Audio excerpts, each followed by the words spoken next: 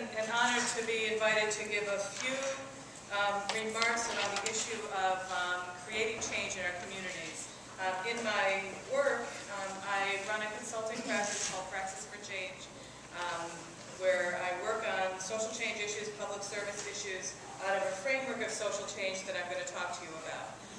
I also happen to be on the board of the McKnight Neighborhood Council and live here in McKnight. And the reason that I'm so particularly excited about being here tonight is that this is my home. I love my neighborhood. I love the young people in my neighborhood.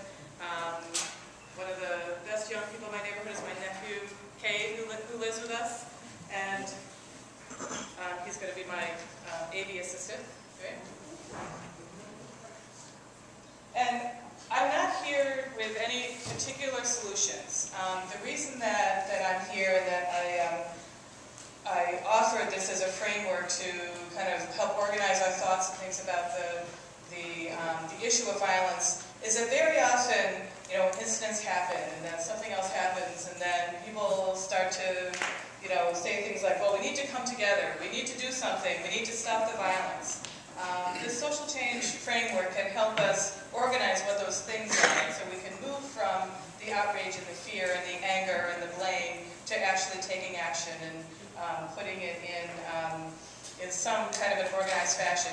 It also, as residents, and this is one of the biggest goals I think of the McKnight Neighborhood Council and other neighborhood councils who are represented here, is to hold all of us as a community, hold our elected officials, hold the commissions and the committees accountable to what their promises to us as residents of the neighborhood. And we can actually join hands together in doing that when we have a shared language and shared definitions of what it is that we're trying to do.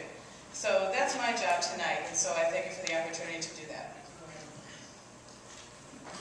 The conversation around violence really began, it's been going on within our neighborhood council and other neighborhood councils for years and years and years. Began in earnest when our most recent youth council really galvanized around the issue.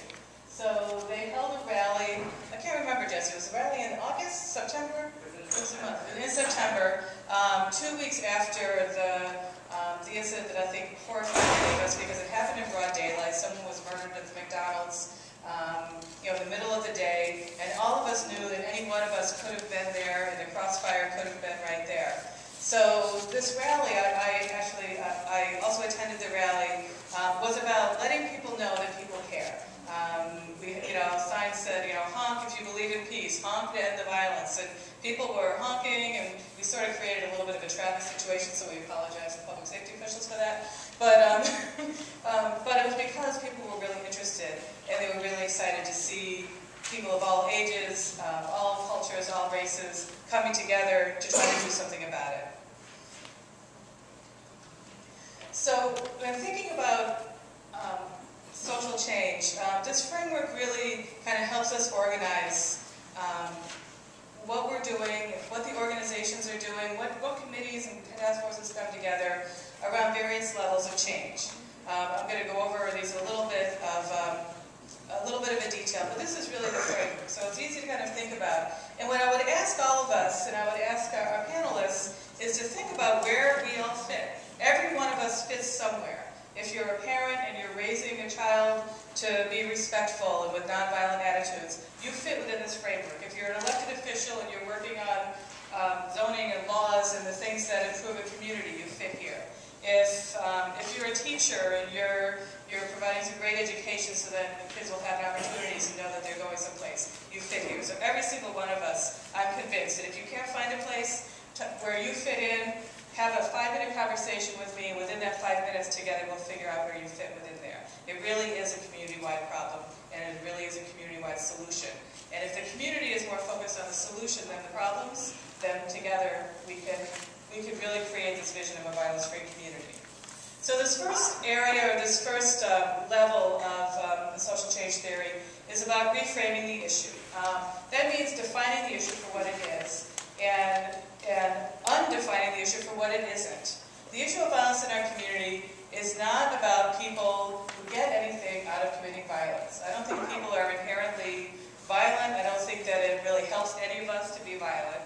So we need to think of those ways, and we need to be intentional about how we're really talking about the issue and why it's happening.